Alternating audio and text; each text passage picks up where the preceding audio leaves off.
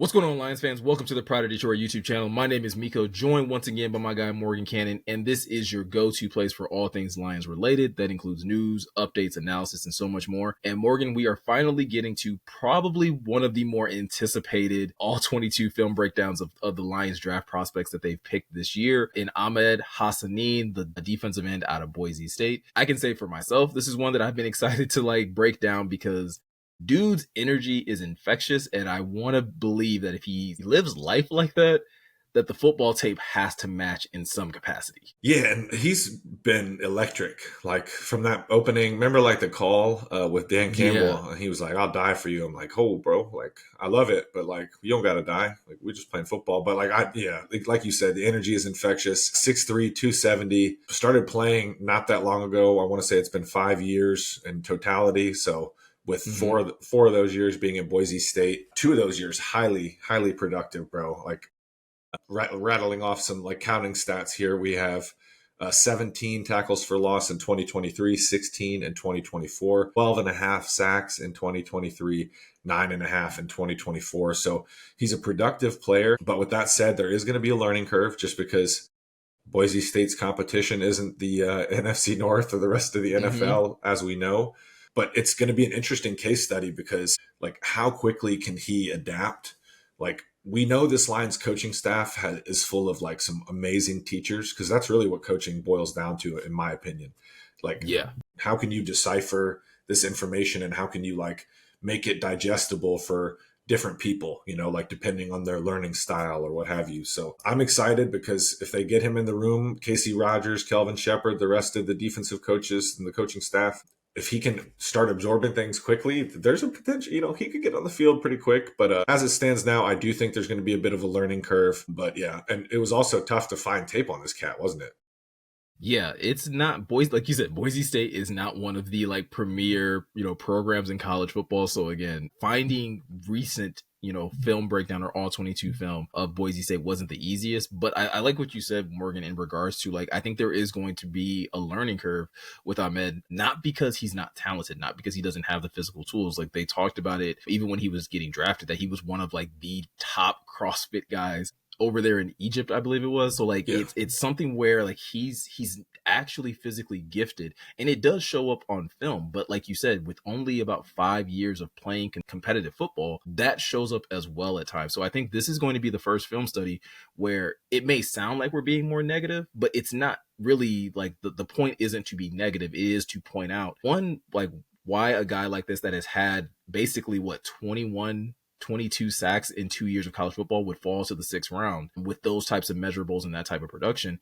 And also to be able to highlight like what the Lions will likely have to focus on with him in camp. That does not mean that I don't think he's in danger of not making the roster. I don't think it's a situation of like, is he going to be like the next Broderick Martin or someone that doesn't quite necessarily stick? Like, I think there's enough that we're going to break down here on tape to be like, I see why the Lions drafted him, and I see what they're going to have to work on to get him to the standpoint of where he's a consistent every day or every week active. Yeah, and it'll just be stacking those good days, man. Like if he can get into camp and like spend some time, I'm sure he's already here, if I had to guess, here in Detroit, like in Allen Park, and spending time at the facility.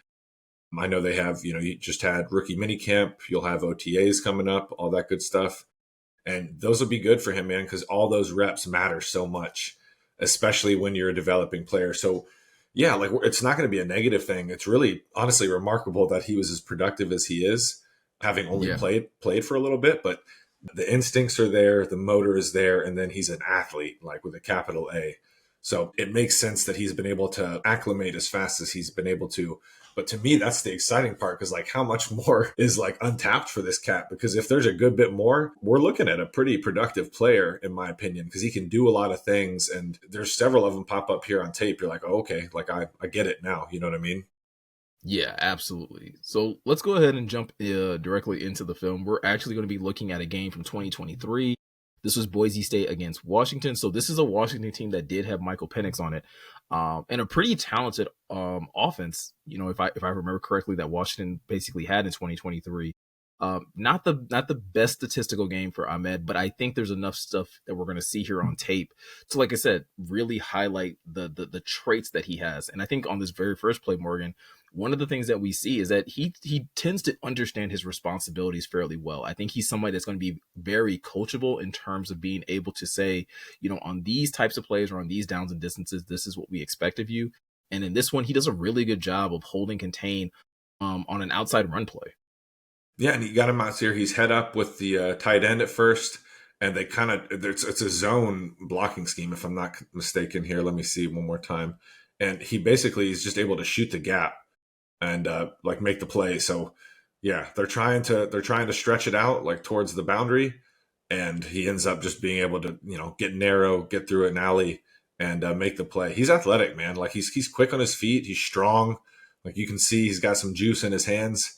And yeah, this is something you like to see against a run play. And I'm glad we only got the one in terms of the All-22. But Washington, I'm glad you said that, Miko. This is a big boy program now, right? Like they're a top tier program. So it's good to see him work against an offensive line that no doubt has some like blue chippers on it. And I can't work off the top of my head, but yeah.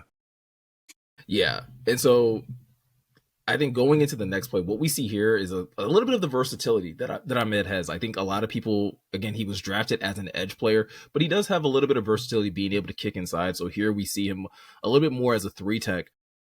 And this is, I think, one of the first plays, Morgan, that we're going to talk about where I think that lack of playing football for an extended amount of time starts to show up. Or in I think any other football player who has been playing football for this long just attacks the football, just knows instinctively to like just attack the play. But you see a little bit of hesitancy here in Hassanein's rush here. Yeah, and this is just sometimes programs will identify this like during the week, right? So they'll leave a defensive lineman unblocked when they run an end around a kind of concept like this, or like a jet sweep, and it catches people lacking here and there. So yeah, his eyes are where they needed to be. He just kind of like you said, Miko, he kind of he's chopping his feet at the beginning, and he ends up getting slipped by. So not something I'm going to kill him for, but it is something that you have to be wary of, especially in the NFL, as these offenses get faster and faster and they execute at a higher level. You know what I mean? Because this is the type of thing, they catch you sleeping and someone misses a tackle. It could be a house call depending on who's got the rock. That's absolutely true. And I don't even want to necessarily, like you said, not trying to kill him on this play, because it's not one of those things where it's as simple as like, oh, just attack with your hair on fire, because in the NFL, that can get you in trouble too, right? Like you have to also still be able to read plays. So like you said, his eyes are at least in the right place. I think as he gets more familiar with playing football at a high level, gets some really good coaching, you can be able to combine those traits, the ability to read and recognize things with the ability of like, hey, trust your eyes and trust your athleticism to be able to make the play that you see, as long as you're not out of position. And I think in a situation like this, he wouldn't have been out of position if he had just tried to, attack the ball carrier in this situation. Yeah, and if you, like you said, if he plays with a little more decisiveness and this is something you get a rep or two of, and you got like once or twice, you can end up making a play, because this runner, you might get a decleater right there and, get the ball loose. There's a bunch of things can happen. So this is a good rep. This next one. So this is where I was talking about. He's got some power in his hands. So he's going to be working outside against the right tackle, and just watch that, nice little knockback here. Once he engages with the right tackle, kind of get, I'm glad he didn't get hurt there. Hopefully he didn't getting rolled up on, but yeah, watch again. Boom, shoots his hands, gets a nice little knockback. So he's got some power in his hands. You see that when he's rushing the passer, and you see that when he's setting an edge against the run. He's able to work inside against someone's chest plate, or work against an offensive lineman, get into their chest plate and extend, and be able to kind of peek around and see what's going on. A lot of what we've seen with DJ Reader and Tyleik Williams when we watched his tape. Yeah.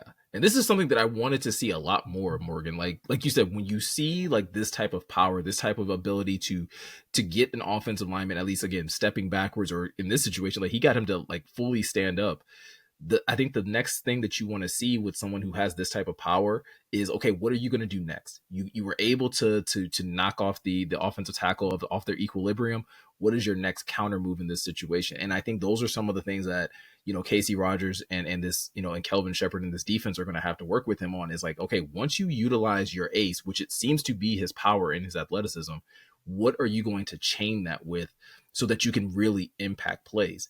And I think you get him working, and again, hopefully he can, build up a good friendship and good relationship with Hutch. Those are some things where I think he can really start to grow and develop in his game. Yeah, and I like that you brought that up, because right here, you 100%, you want to see him like, okay, you got some good displacement, you kind of jolted him backwards. Now chain that into a rip, chain that into a club, just work Mm-hmm. right into it.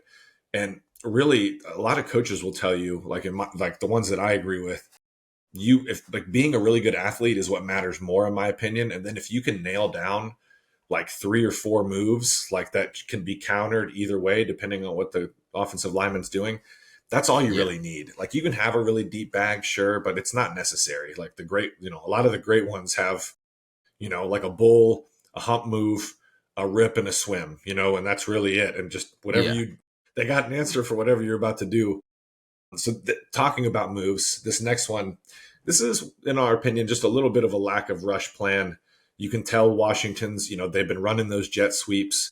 They've been running play action. So it's got the defensive line slow down a little bit. And this is why you run that stuff, because it does slow down the pass rush a little bit. So kind Mm-hmm. of stutters out of the gate, right, Miko, and then tries to beat his hands and kind of just ends up in no man's land. I'm not sure where his landmark was for his rush, but it does look like he ends up a little bit deep, right? And that's kind of why he puts the brakes on and tries to come back upfield. Yeah, and let's take a minute real quick to just like talk about what we mean when we say like have a rush plan, right? Because Yeah, I think if especially if you're someone who's like played Madden or whatever, like if you're playing as the pass rusher, you're just thinking like, oh, I'm gonna hit this button or hit that button.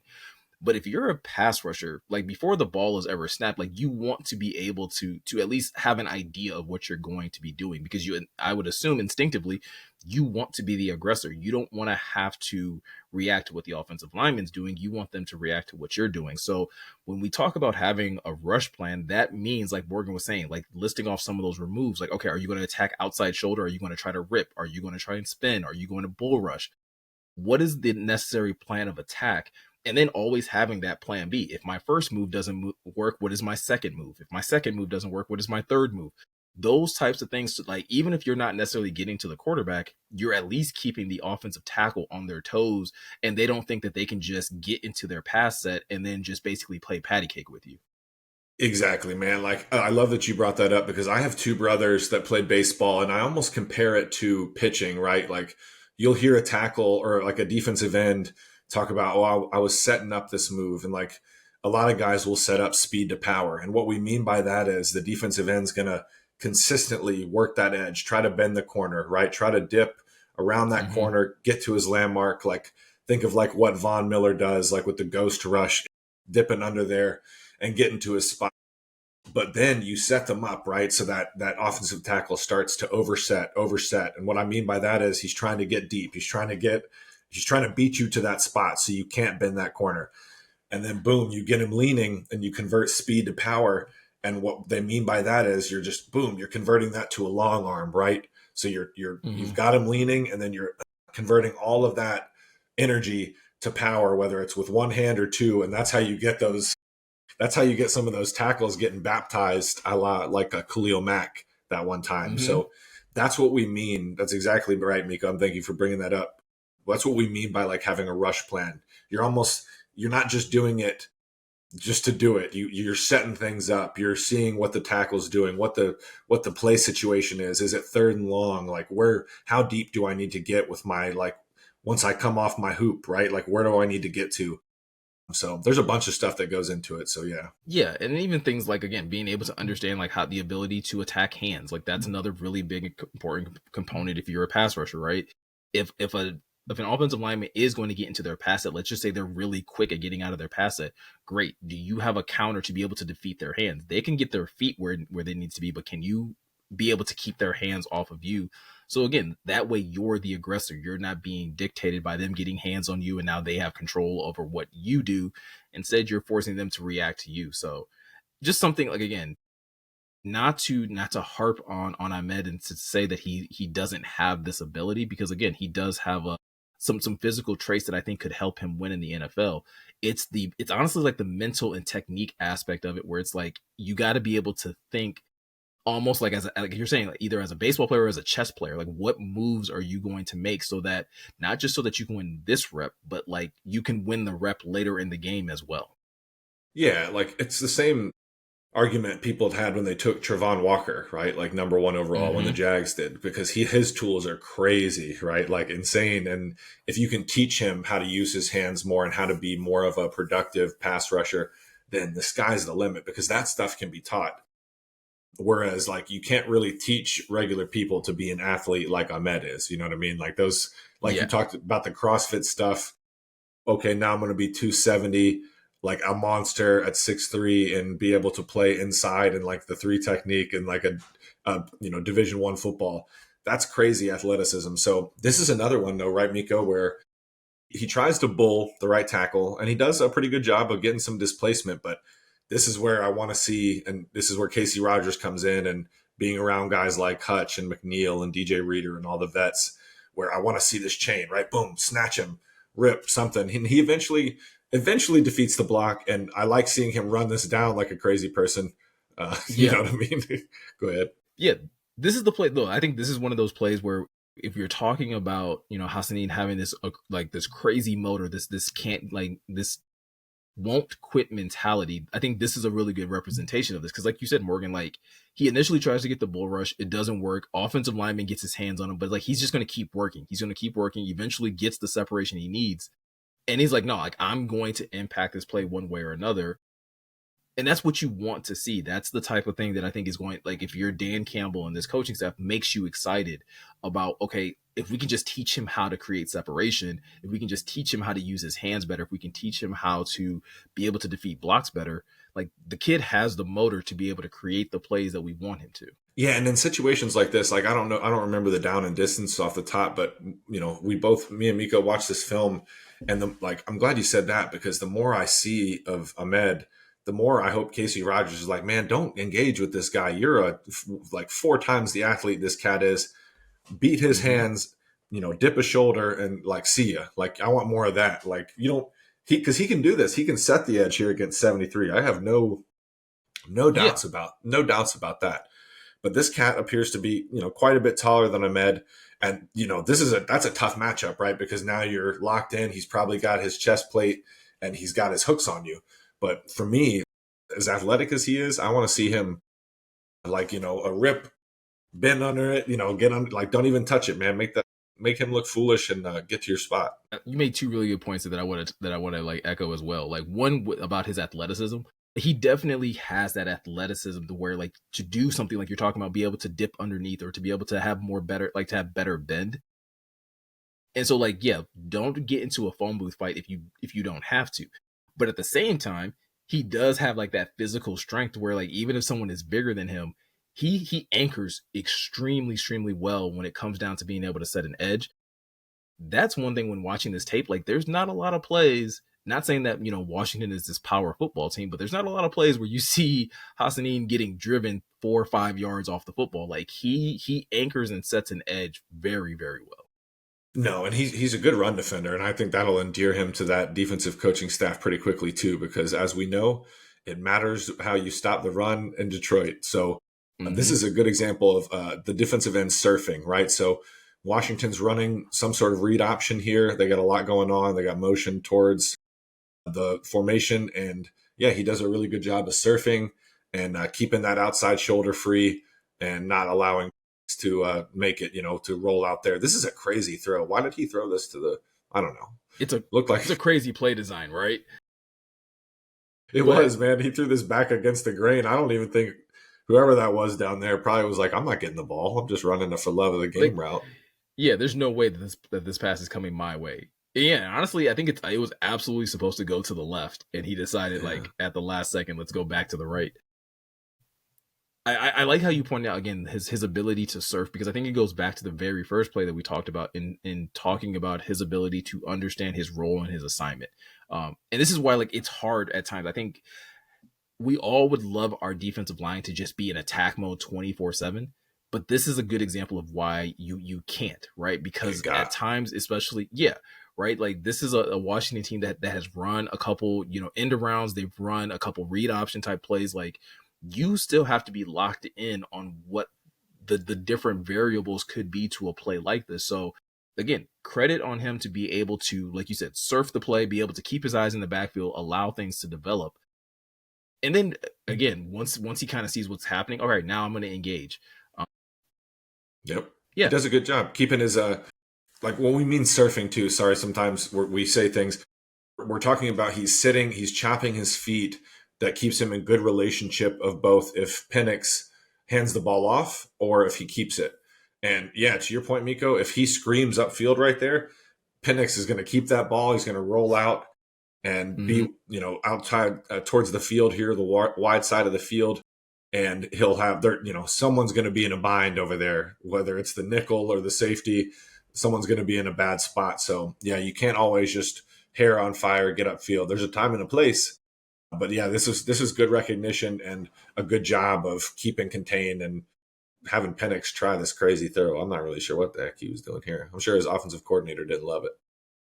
No, not at all. And I think also pointing out, because I know we've also talked about, like, again, not wanting Hassanein to chop his feet in some situations. When is it like, so it's like, I get how that can be confusing. When should he chop his feet? When should he not chop his feet? And I think that's the problem that like read option presents to defenses, right? Because even if you are a defense, like the Lions want to be more attacking up front. That's a switch that they made, I believe, going into the 2022 season, that they were going to be much more attack minded on the defensive line. But when you have an offense like this that has these types of wrinkles, well, now you have to be more considerate. And so it's not that, I don't even say it's necessarily preferable that you have, players chopping their feet, but it just becomes a result of the offense that you're playing against. Yeah, and this is what we talk about slowing the pass rush down, like against Washington. That's why the Lions were having so many problems. They were down to their umpteenth reserve defensive linemen, guys that had only been in the building for like 3 or 4 days, and you're playing an offense that throws a ton at you, right? So Washington was throwing it at him here, and you could kind of tell as the game went on. So off the ball here, I'm not sure if he's supposed to be mirroring the tight end off the ball just in case he releases. Like, I don't know if he's supposed to get a chip on him, but eventually it looks like he recognizes that the tight end's staying in the block and kind of makes it easy for the tight end and the running back. Once he tries to take a wide angle, again, not going to beat him up for it because Washington had been kind of throwing everything at them. But I want to point out too, heck of a play by that DB. Hopefully he's got drafted because he worked through the ball right there at the last second. That was a dime by Penix. Yeah. And this is another one of those things, like Morgan, like to your point about us not necessarily knowing what the assignment is, but I will say just in a general standpoint, this is a situation where like I hope, Casey Rogers, Kelvin Shepard, Dan Campbell, whoever pulls him aside and is like, hey, if you ever have a tight end lined up opposite of you and they want to take you head up, make them never want to do it again. Like that play that I think it was the second or third play that we looked at where he like just kind of like jolted the offensive tackle back with those strong hands. Like do that to a tight end, because that tight end doesn't really want to do that. Like he doesn't want to be in that type of battle with you. So make him second guess that.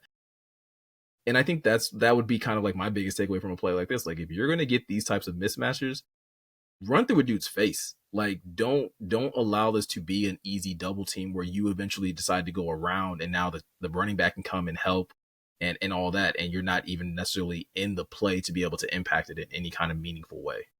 Yeah, no doubt. Ahmed's been playing for a little bit now. I'm sure it's always disrespectful to defensive linemen when you get blocked like by a tight end. So you don't want, you want to abuse that so they don't do that again, because only a handful of them, like the George Kittles and a few others, can actually stay in line. The Mercedes Lewis's, who's essentially just a big tackle that can catch too. Like that man's a monster. I've always loved Mercedes Lewis. But yeah, like most of those cats want no bit of trying to block a cat like, so yeah, that's something that can definitely, time and scenario, right? Like it's like down in distance where, what are we doing? And like, what do I need to be? Can my hair be on fire and can I just get, upfield right now? Or do I kind of need to mind a gap and like be sound, within the confines of the defense? So it just depends. Yeah, and that's something like, again, comes with experience, comes with a good coaching staff, comes with a good game plan. And I think in what we've seen, Morgan, in the tape that we looked at, like he's definitely smart enough to pick up those things. He's definitely locked in enough to understand what a coach is going to expect of him. And I do think the Lions are going to be a good fit for him because I think they're going to allow him to play a little bit more with his hair on fire. And I think that's, you take the passion that he already has built around football and you allow him to just kind of be in attack mode. Whether that's, again, like, it's going to be interesting to see if they ever do kick him inside, but like you allow him to do that from the edge or as a 3-tech, you might be able to like really have some good things happening on third down situations. Again, borrowing that he's able to make it to the active day roster, because as exciting as he is to listen to, as exciting as he is when it comes down to just like his story and just the passion that he seems to play with, there are some things that he's gonna have to work on. There are some things that he's gonna have to develop, and there's a couple of veterans ahead of him that maybe don't necessarily have those same issues or things to develop in. Yeah, and he's going to be one of my favorite people to follow once camp really gets rolling, because if we're reading about him making plays, then that means he's like digesting all the coaching, like just being a sponge, right? Like all the coaching, every mental rep he's taking while he's watching an Aiden Hutchinson or a Josh Paschal or a Marcus Davenport take it, talking to those guys, like that means he's digesting things quickly and he's able to put it on the practice field. So that would be something that I'd be like, okay, because I really do. I think he's going to end up being a really productive player in this league. It's just like, how quickly do we get there? Exactly. He definitely comes off as the guy that we're going to be reading about that, like, hey, practice ended and then 25 minutes later, Ahmed Hassanein is still out there, running pass rushing drills on dummies or hitting the sled or whatever the case might be. You're going to be the Amon-Ra of the defense. I could see that. Hey, I will take it. If he turns into that, we beef, bro. That'd be, insane. This man would be a cult hero quickly in this town, let me tell you.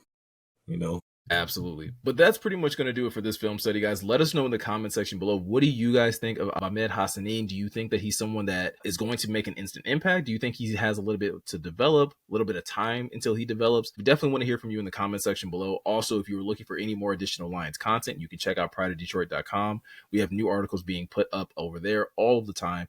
And if you are curious about any of the other All-22 film breakdowns that we've done of the other draft prospects from the Lions, we've talked about Tyleik Williams, we've talked about Tate Ratledge, Isaac Teslaw, and Miles Frazier so far. You can find all of those on the Pride of Detroit YouTube channel as well. If you also want to stay locked in to any new videos or when we go live over here on YouTube, all you got to do is hit the subscribe button, hit that notification bell, and that's going to make it that much easier for you to find our content in the near future.